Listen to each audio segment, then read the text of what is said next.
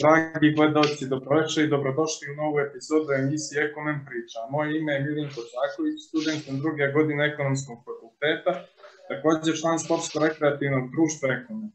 Sa nama je golman crnogorske rukometne reprezentacije, igrač Melsungena, također najbolji rukometaš Crne Gore u inostranstvu za 2019. godinu. Naš gost je Nebojša Simić, dobroveče i dobro nam došli. Dobroveče, bolje vas našao i pozdrav za sve gledalce. Postoje mnogi popularni sportovi kod nas kao što su fudbal i košarka, tako da na samom početku želim da vas pitam šta vas je postaklo da izaberete baš rukomet. Pa ja dolazim iz rukometne porodice i moj otac i moja majka su se bavili rukometom. Otac mi je bio golman 21 godinu, imao dugu karijeru i nakon toga se bavio i bavi se trenerskim poslom.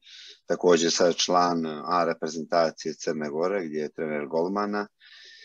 Također vodi žensku ekipu sa kojom se kvalifikovao iz druge, sada su ušli u prvu ligu, a majka mi igrala također rukomet, međutim ona se kasnije opredijelila za studije i tada je prekinula svoju karijeru. Tako da uglavnom rukometna porodica i to me postaklo da se bavim rukometom. Da. Obično kao djeca svi vole da daju golove, da što više trče u igri. Da li ste i vi bili takvi dok ste počinjali ili ste od samog početka odlučili da ćete biti golman?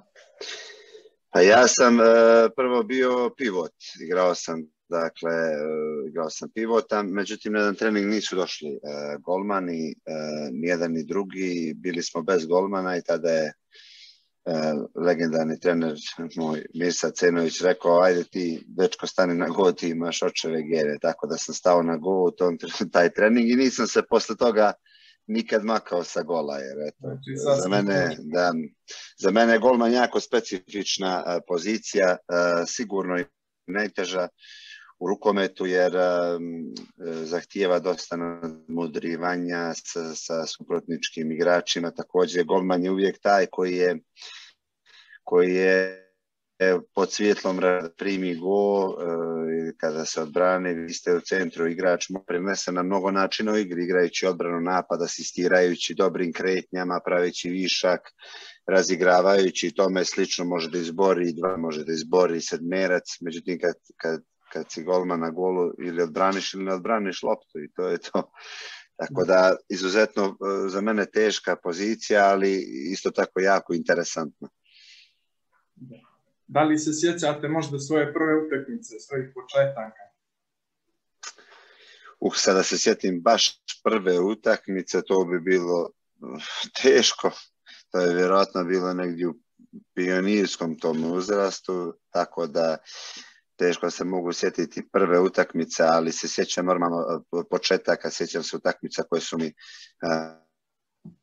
mnogo značile, posebno utakmica iz reprezentacije kad sam igrao pionirsku i tu kadetsku reprezentaciju i to je nešto, onda ja sam isto tako jako rano počeo i da igram u seniorskom uzrastu, ja sam sa 14 godina branio u drugoj ligi Crne Gore, a već sa 16 godina sam branio uporedo prvu i drugu ligu Crne Gore. I onda sam sa 17 prešao u Lovćen gdje sam igrao i borio se za titulu u Crnoj Gori, osvojio sam 2 kupa i 1 titulu, tako da nekako nisam imao baš puno prostora na igram tih turnira i toga već je odmah počela neka ozbiljnija akcija, da tako kažem.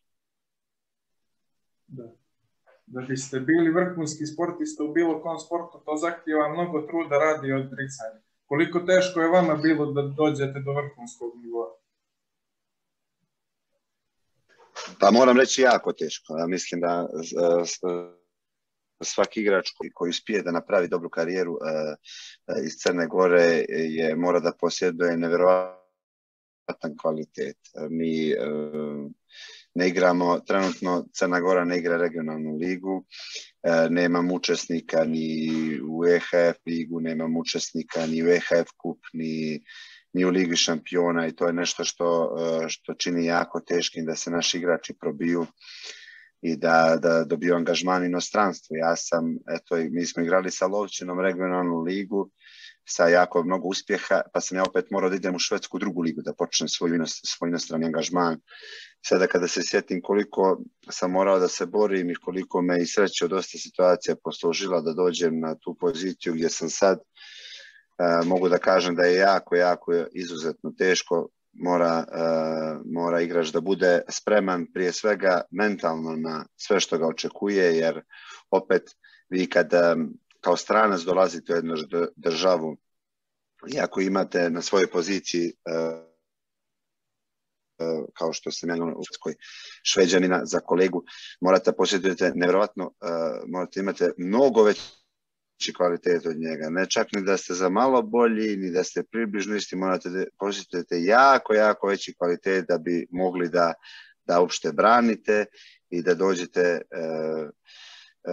u poziciju da se pitate šta u toj ekipu. Tako da, eto, ja se i dan danas sa tim demonima borim, morat ću da kažem, iako sam se već to toliko situacija dokazao, ali to nikad ne prestaje. Tako da je jako teško otići iz Crne Gore i opstati, naravno, van. Znači, pomenuli ste sa 17. bili u Lovćenu, sa samo 19 ste otišli u švedski H43 London. Kako je to uticalo na vas kao čovjeka i igrača da tako mladi odete, da formira vašu ličnost u tom nekom igračkom smislu? Da kažete, bilo je mnogo teško. Da li vam je to možda i pomoglo na neki dodatan način da imate nekoga ko je bolji od vas, da vas tjera da se dokazujete? Da. Ja u ekipi, evo, do sad još nisam imao boljeg od sebe da me tjera da se dokazujem. Uvijek sam bio taj koji donosi uspjeh svojoj ekipi i koji uvijek brani, a međutim, normalno da je teško. Ja sam prvo bio jako srećan što sam uspio da dobijem angažman u inostranstvu i veliku priliku. Tako da mi smo sa ekipom H43 osvojili drugu ligu i kvalifikovali se da uđemo u prvu ligu. Ja sam u tom trenutku, imali smo dosta Balkanaca ekipu, bilo nas je, ja mislim, čak 5-6, plus bio je jedan igrač koji je igrao u drugu ekipu, zove se Lugi iz istog grada. Tako da mi je bilo jako lako da se te prve godine prilagodim. Imao sam normalno Zorana Roganovića koji mi je bio kao neki mentor, koji me vodio, objašnjavao kako treba da se ponašam, kako treba da igram i sve to. I onda, međutim, kad smo ušli, eto, interesantna činjenica, kad smo ušli u prvu ligu, onda me H43 nije ispoštovao. Trebao sam da budem prvi golman u isto. Tako kad smo ušli, oni su tu doveli jednog starijeg golmana, pa su rekli kao da vidimo šta i kako. Ja sam eto u tom trenutku ludost, što vjerojatno niko ne bi uradio, ja sam rekao da može slobodno taj ugovor da se baci, jer meni to ništa ne znači, ja ne sarađujem sa ljudima koji ne održavaju svoju riječ. Ja sam tako na slijep otišao iz kluba i međutim na moju sreću dobio sam angažman u Malmeu, imao sam vrhunskog trenera sa kojim sam radio i tu sam već, Malme bio i ozbiljniji, mnogo bolji klub i uspio sam da se dokažem i da se probijem kasnije i kroz Kristianstad koji je najbolji klub u Švedskoj i da dođem do Njemačke. Toliko je tih izazova za koji čovjek jednostavno bude bačen u vatru, da tako kažem, i mora da se izbori sa svim tim stvarima. Vas normalno ljudi posavjetuju kako i šta da radi, ali u sportu nije uvijek samo igrati i o rukometu, ipak mora da se misli o mnogo drugih stvari. Eto, ja sam, kažem, opet imao sreću da me možda tad Malme nije uzeo, Bog zna gdje bih završio, ali sad se to čini kao prava odluka, ali u trenutku je bila prava ludost. Ali nekad iz ludosti izađu prave odluke, čuda se dese. Svjedoci smo da se mnogo... Tako je, ja sam... Recite, izvolite. Ne, kažem, tako je, ja sam uvijek išao u životu sa ono što neko obeća da treba da ispuni, ništa više, ništa manje. U tom trenutku sam se osjetio uvrijeđenim i nisam htio uopšte da sarađujem tako sa ljudima koji su me doveli u tu situaciju, tako da sam, eto, napravo kažete sami, treba imati nekad ludost da uspijete. Svjedoci smo da se mnoge stvari na svijetu veoma brzo mijenjaju u posljednjih 10 godina. To je velikim dijelom uticalo i na rukomet. Jeste da ste mladi i nije mnogo vremena prošlo, ali da li se rukomet sa početka vaše karijere razlikuje od rukometa danas? Razlikuje se dosta. Rukomet je postao mnogo brži, zimniji sport. Ja čak najbolje bih uporedio svoju prvu sezonu u Njemačkoj gdje smo mi imali veoma jaku odbranu i gdje se rijetko kad prelazilo preko 25 pogodaka i krasilo je upravo tu Bundesligu, ta jaka odbrana i dobri golmani. Međutim, sad samo 4 sezone kasnije, ovo je 4. sezona u Njemačkoj, da kad se rezultati jako često ide preko 30 golova za obje ekipe ili čak jedna ekipa ako postigne i 27, 8, 9, 29 golova, ona gubi utakmicu jer suprotnička ekipa postigne 32, 3. To su nevjerovatne stvari da u tolikim mali period da je toliko došlo do te promjene, ali jeste. Mnogo se brže igra, više se trči, više se šutira ekipe, tako dovode više igrača, prave bolju rotaciju, mijenjaju igrače, uvode stalno svježu krv da igrači mogu da igraju punim tempom, tako da znatno se rukomet promijenio, ali mislim na bolje. Mislim da je jako sada ljepši za gledanje i to je moje neko mišljenje. Da. U karijeri ste igrali za nekoliko klubova i u inostranstvu. Da li su navijači Vatrenika kao kod nas?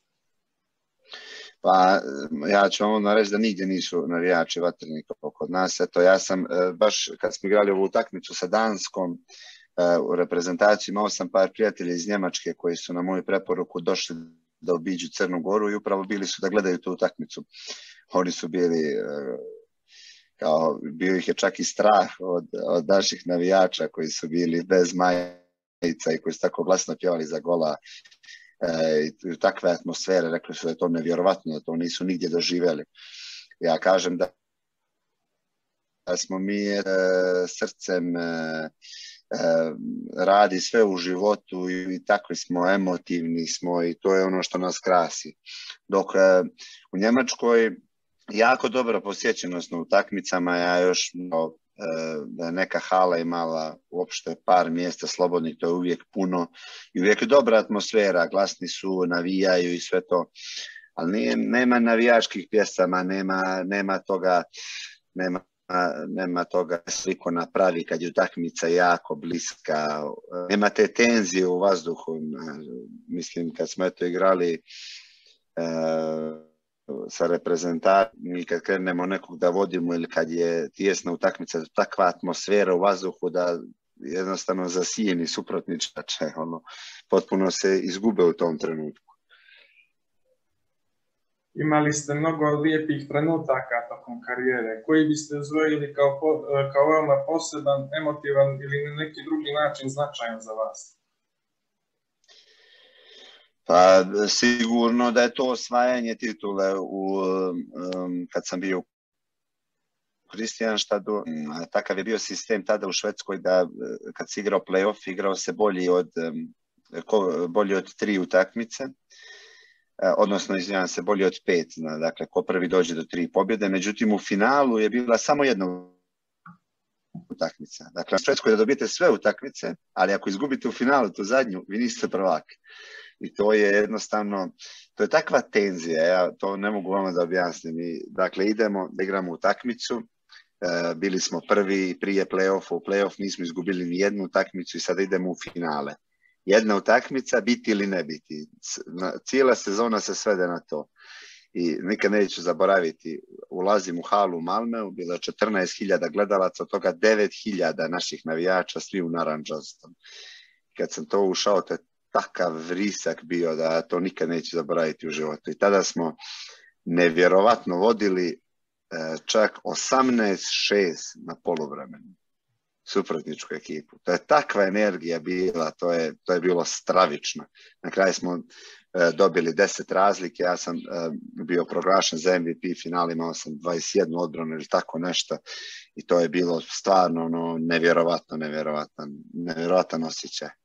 Trenuci koji se pamte čitav život. Jest također naša utakmica protiv Danske. Eto, ja to stalno pominjam, to nikad neću zaboraviti.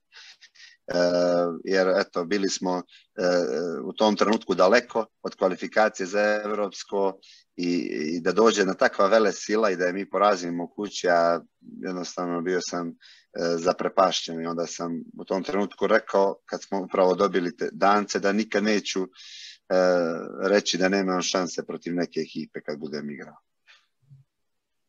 Upravo na toj utakmici vi ste bili jedan od najemotivnijih i prati vas to tokom nastupa za reprezentaciju. Smatram da je to nešto što navijači i narod najviše cijeni i poštuje, pogotovo kad je reprezentativni dres u pitanju. Možete li detaljno da nam opišete kako ste se osjećali u tim trenucima i da li je uopšte moguće riječima opisati takav osjećaj? Pa, ta utakmica konkretno je bila jako bitna za mene iz razloga da sam proživio prije toga mnoge neprijatnosti, da nisam bio 3 godine pozivan u reprezentaciju bez ikakvog objašnjenja i da se onda javili su se interesi drugih reprezentacija da me angažuju, da sam u tom trenutku jednostavno počeo da razmišljam hoću li ikad dobiti poziv od Crne Gore. Bila je velika tenzija. Kad se to pročulo da mi drugi hoće, onda su bili svakakvi tada i naslovi novine, na što se ja nikad u životu nisam puno svrćao, uvijek sam radio ono što mislim da je ispravno i ako sam miran pred sobom, onda nemam nikakvih problema u životu. I onda je tada uslijedio taj novi talas u reprezentaciji gdje su počeli da se angažuju bivši igrači koji su bili već nacije, kao što je na primjer Petar Kapisoda, Draško, Zoran, Gojko, pokojni Vučinić i slično, i gdje smo krenuli da napravimo nešto dobro sa reprezentacijom, da to podignemo na jedan novi nivo i nakon loše te kvalifikacije izgubili bod od Farskih ostrva i izgubili od Ukrajine i onda je bukvalno su nam šanse bili jako da je došla upravo ta Danska koja je u tom trenutku držala titulu svjetskog prvaka i olimpijskog prvaka. U punom sastavu došli i onda sam ušao na tu utakmicu sa jednom velikom sumnjom da li mi uopšte možemo njima da pariramo. Međutim, kad je počeo da grmi, znači ja uopšte nisam razmišljao ni o rezultatu, ni o rukometu, ništa. Ja sam tako uživao, jednostavno van sebe sam, čak i kad su mi dali go, ja sam na svaku loptu bio, to je bilo jednostavno. Ali ja sam neko ko se hrani od publike, ja sam neko ko se hrani od atmosfere u halu i jednostavno i na kraju tako da smo dobili, ja sam potpuno sam bio u transu, sva ta emocija je izašla, potpuno sam bio oduzet više, slavili smo posle normalno, krenule su i suze radosnice i sve i stvarno koliko god neko dostigao uspjeha na klubskom nivou i šta god osvojio, ipak za reprezentativna draž igrati opet u zemlji u kojoj si odrastao, pred svojim ljudima, to je jednostavno kao radi se i o rukometu i u klubskom i reprezentativnom nivou, ali kao da je drugi sport, kao potpuno drugi osjećaj, neverovatno. Jednostavno to želim svakome da doživi. Već dotakli reprezentacije, moramo spomenuti veliki uspjeh naše reprezentacije. Nedavno je bio živ za to takmičenje. Kako su vaše očekivanja? Da li posle meča sa Danskom sada mislite da je moguće i nešto što kažete da napravi se neki iskorak na ovom evropskom prvenstvu? Htjeli smo sa reprezentacijom da izborimo još jedno veliko takmičenje opet kao drugoplasirana ekipa iz grupe. Promaklo nam je samo to svjetsko, eto ne našom krivnjom, već EHF nam nije dozvolio da igramo te baraž. Tako da smo u jako dobrom kontinuitetu. Gledao sam žrijeb, ali mogu reći da mi se baš nije toliko svidio žrijeb. Iskreno, izvukli smo iz drugog šešira najtužu reprezentaciju. Niko nije htio da igra normalno sa Danskom, a ni sa Švedskom iz drugog šešira. Tako da tu malo nismo imali sreće. Mogli smo također iz prvog šešira dobiti lak tač, ali mogli smo normalno i težu poput Španije, na primjer, dobiti. Tako da je Slovenija ok, postoji šansa sigurno. I imamo dakle Makedoniju koja je Makedonija je dakle u jednoj poziciji u kojoj ja mislim da crnogorska reprezentacija treba da teži, da dostigne taj nivo. Dakle, to je da je Makedonija uvijek ta neka ekipa koja je na pragu da prođe grupu i uvijek je učesnik i evropskog i svjetskog prvenstva. To je negdje gdje vidim Crnu Goru da napravi svoj sljedeći korak. Koje su nam šanse? Pokazat će vrijeme. Ja se samo nadam da ćemo mi svi doći zdravi, da igramo za reprezentaciju. Imali smo, jer mi nismo neka reprezentacija koja može da priušti 3-4 povrede, kao što smo na primjer imali u ovim kvalifikacijama gdje nismo imali igrače poput Stevana Vujovića, Čavora i slično, i Miloša Vujovića, naravno pozicije i tako da svi nama ti igrači mnogo znači. Ja samo nadam da ćemo mi zdravi da dođemo na evropskom prvenstvu, pa ćemo onda da vidimo šta i kako. Sigurno da ćemo protiv svih sve od sebe. Mi sigurno nismo jedni od favorita da prođemo tu grupu, ali sigurno da ka tome težimo i želimo da to ostvarimo i svim srcem ćemo se boriti za to. A sada, koliko ćemo postići, što, ja samo mogu reći da ćemo dati svoj maksimum, a šta će se desiti, to daleko je januar. Kad smo se već dotakli aktualnih tema, trenutno je čitav svijet zadesila pandemija koronavirusa, tako da nekako nijedan razgovor u zadnjih godinu dana ne može da pođe da se ne dotaknemo i te teme. Pa je zato moje sljedeće pitanje, kako podnosite situaciju sa koronavirusom i koliko negativno utiče sve to na vaš život i karijeru, s obzirom da su u Njemačkoj bile jedne od najrigoroznijih mjera u Evropi? Pa, što se tiče koronavirusa, mogu slobodno reći, mi je baš napravio pakao života. Ja sam, dakle, u ovoj takmičarskoj sezoni 72 dana bio u karantinu. Meni potpuno, dakle, nenormalno i neobjašnjivo. Kad god je bio neki igrač da je bio pozitivan na testu, mi smo morali svi da idemo u karantin.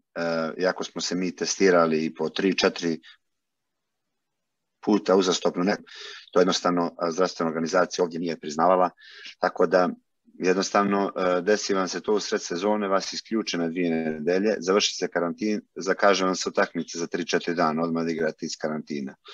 A vi sjedite kući 14 dana, dakle nema teretane, nema trčanja, nema kretanja, ima samo fitness, i to je to.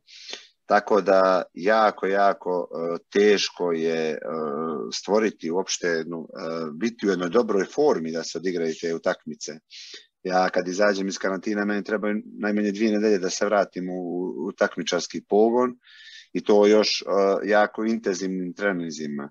Dok smo bili prinuđeni ove godine da igramo bukvalno iz karantina dosta nekih utakmica i to mi uopšte nije govaralo. Također, primanja u klubu su nam smanjena, ovdje u Njemačkoj dosta klubova je tražilo od igrača da se odreknu jednog dijela svojih plata kako bi moglo sve to da funkcioniše normalno, što su svi igrači i prihvatili odnos situaciji, tako da i sa tog aspekta nije baš idealno, ali evo, raduje me da se ljudi vakcinišu, da to ide u pravom smjeru i eto, ja ću isto također u petak sada, to je preksutra, ići ću dobio sam preko kluba mogućnost da se vakcinišem, tako da ću to uraditi i nadam se da ću bar izbjeći karanten više u budućnosti, jer stvarno mislim da psihički ne bi mogu više da podnesem na neku kuću sa ključa. Da. Upravo sada nastupate za Melsungen. Kakve su vaši planovi za budućnost? Da li mislite da će moći da se domogne Evrope, ta Liga šampiona da se igra? A dobro, meni su planovi za budućnost da ostanem što duže mogu u Bundeslige. Ja sam oduševljen Bundesligom, to je, ja vam kažem, svaka hala ovdje je puna, ljudi prate rukomet, vole rukomet, stvarno je jedan lijep osjećaj igrati ovdje. Melsungen je uvijek klub koji teži da se uzdigne i da napadne ta prva 3 mjesta u Njemačkoj.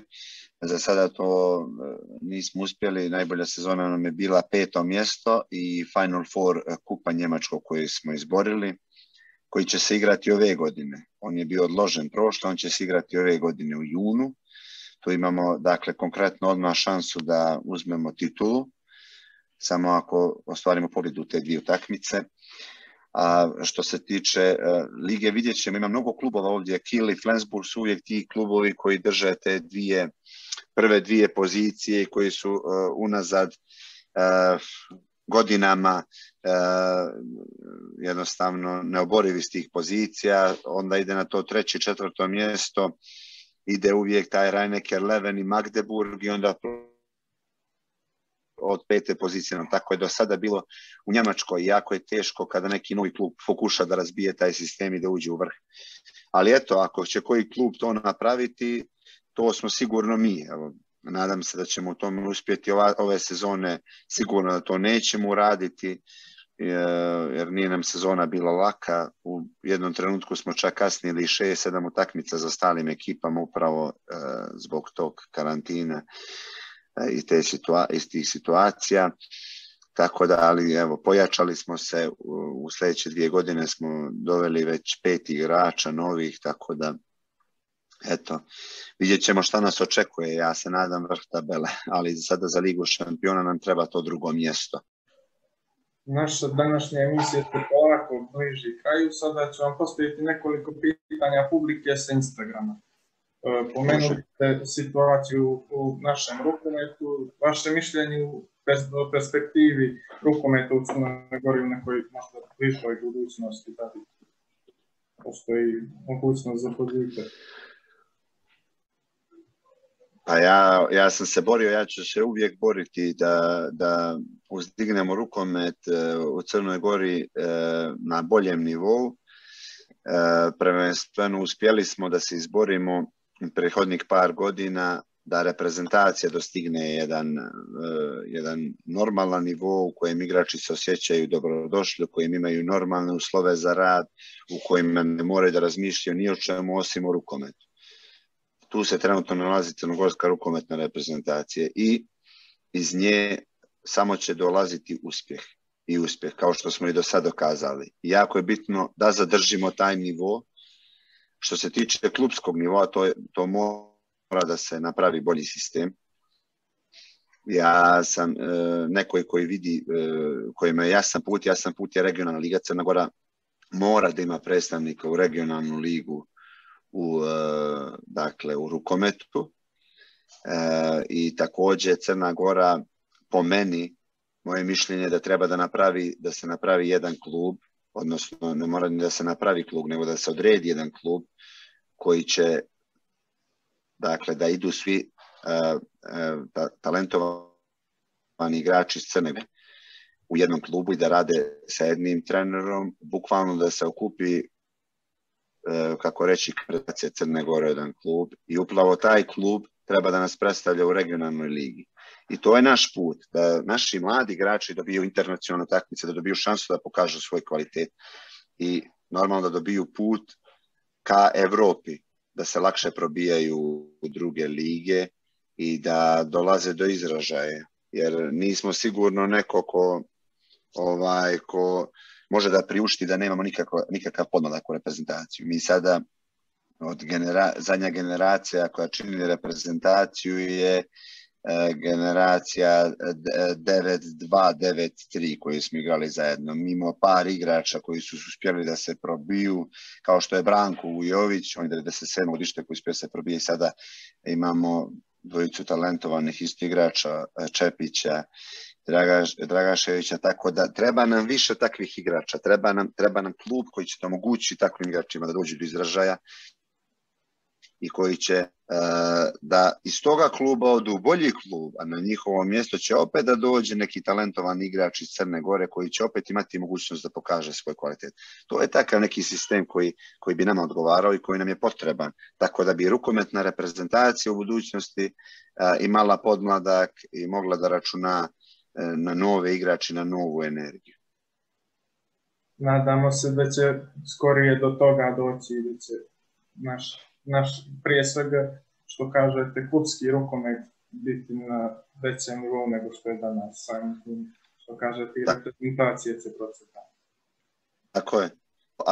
Ako može košarka da napravi takav zavidan nivo u Crnoj Gori, onda zasigurno može i rukomet. Ne mora uopšte ni da bude na približnom nivou kao košarka. Mi imamo dva fantastična kluba u košarku, budućnosti Mornar, koji ređaju mnogi uspjehe i to su već ozbiljni, baš ozbiljni klubovi.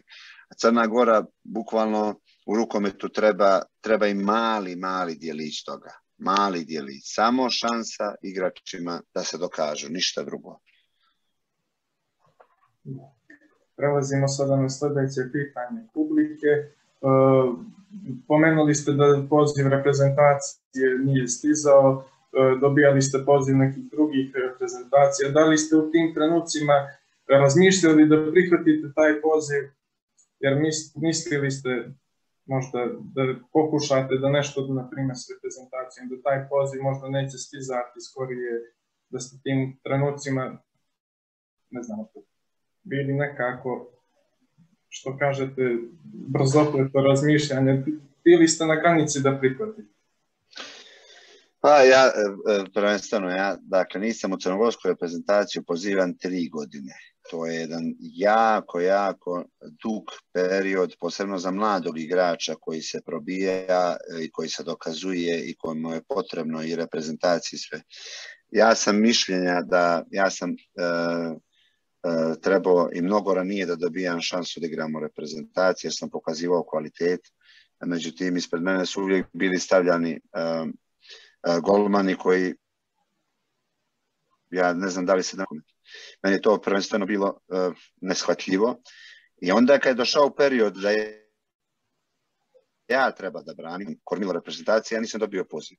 I da se u jednom takvom trenutku ja se godinu i po dana pitam šta je problem, o čemu se radi, zašto ne dobijam poziv. I onda čitam u novine da smo mi, Crna Gora uspjela da da pasoš golmanu, jako starijem od mene, čak 10 godina, danas plaća. Ja sad sebe pitam o čemu se radi ovdje. Kako mogu ja da ne budem pozivan, a da mi pasoše, da igraju ljudi za našu reprezentaciju preko naše talentovane djece koju mi imamo. O čemu se tu radi? Nikakvog objašnjenja nikad nisam dobio zašto nisam bio u reprezentaciji. Igrao sam Ligu šampiona, branio na jako zavidnom nivou i sve. I onda normalno u tom trenutku dođu druge zemlje i kažu po čemu se radi, zovnu. Ja sam normalno prihvatio svaki poziv. Kažu šta je problem s tom, zašto ne igraš? Kažu pa niko me ne zove, pa je li to moguće? Pa mi bismo ti omogućili ovo, mi bismo to.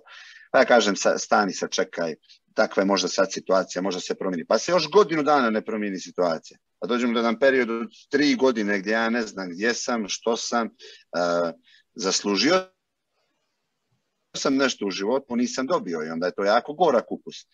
I onda sam u trenutku rekao, dobro, sad ću već ozbiljno da krenem da pričam sa drugim reprezentacijama. Kad već nisam poželjan, onda je krenula priča, međutim u tom trenutku zvao me ministar sporta, Mlađan Janović, da o čemu se radi, ja sam ispričao da je to, da sam jako uvrijeđen i da je to nemoguće, da ja nisam pozivan 3 godine i da to neshvatljivo i tako. I on mi je onda rekao da nemoj da radiš nikakve gluposti, nemoj to što se tebi desilo, to niko nije smio sebi da dopusti da se desi, ja ću to lično da vidim o čemu se radi, vjerujem mi, promijenit će se situacija jako brzo. Ja sam njemu, stavio sam sve ostalo na stop i sačekao sam i možda ubrzo zatim došla je do smjene trenera i onda sam upravo dobio poziv za reprezentaciju koju sam prihvatio i normalno odmah se priključio. Kažem opet, reprezentacija treba da se igra srcem za svoju reprezentaciju i treba da se voli svoja država, ali treba neko i tebe da voli, treba neko i tebi i ja sam neko ko daje dosta državi, treba i država da okrene glavu pod mene, a ne da me stavi po strani kad mi je nešto dosledovalo i da se dovode drugi golmani. Ja i dan danas to ne razumijem, i dan danas mi to nije bilo jasno što se tu desilo, ali ja sam to sve ostavio po strani, došao sam kad je bilo najpotrebnije, izborili smo, sada stvorila se jedna pozitivna atmosfera gdje takve stvari se nikad neće više ponoviti. Ja sam neko ko će se boriti da se te stvari nikad više ne ponovi, da niko ne doživi sudbinu kako sam imao ja, tako da mene sad samo trenutno interesuje uspjeh crnogorske reprezentacije, interesuje me uspjeh naše djece, hoću da reprezentaciju za sebe ostavim bolju nego što sam je dočekao, hoću da stvorim pozitivnu atmosferu za sve mlade igrače i hoću da se svim mladim igračima omogući šansa da preko reprezentacije nađu angažman u inostranstvu i da se svima pomogne koliko je to moguće. I posljednje pitanje publike, koji je bio uzor tokom vaše karijere? Pa ja sam, mogu da kažem, gledao dosta golmana i od svakog sam pokušavao nešto da prisvojim i da izgradim neki svoj stil kombinacijom njihovih i mojih nekih ideja. Dosta sam pratio Šterbika, kako Šterbik brani, on mi je bio fascinantan i dan danas u mojim očima to je najbolji golman svih vremena u rukometu, jednostavno bez konkurencije. Gledao sam normalno Omejera kako on brani, ali također sam gledao i naše golmane, mog oca prvenstveno još od kad sam bio dijete i također sve naše reprezentativne golmane i golmane bivše Jugoslavije i mislim da je jednostavno naš golmanski stil najbolji na svijetu, balkanski stil i da jednostavno uz dužno poštovanje svim drugima, ali balkanski golman će uvijek odbraniti najbitniju loptu na utakmici, to je moje mišljenje i tako da od uzora nemam nikog da kažem kao uzora nekog da mi je bio baš oslonac, ali dosta sam pratio Šterbika, Omejera i naše golmane sve u reprezentaciji. Evo, došli smo do samog kraja. Imamo još jedno pitanje za kraj. Da li imate neku poruku za naše društvo Ekomen? Hvala vam na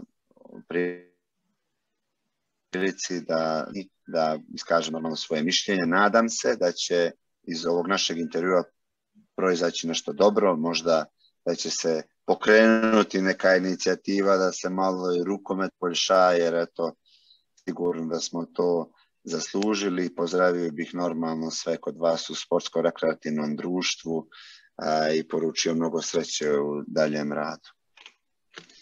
Zahvaljujem vam na izdvojenom vremenu. Veliko zadovoljstvo je bilo razgovarati danas sa vama. Želim vam puno uspjeha i sreće u nastavku karijere, jer ste to zaslužili. Nadamo se da ćemo imati priliku da vas po završetku pandemije ugostimo i na našem fakultetu.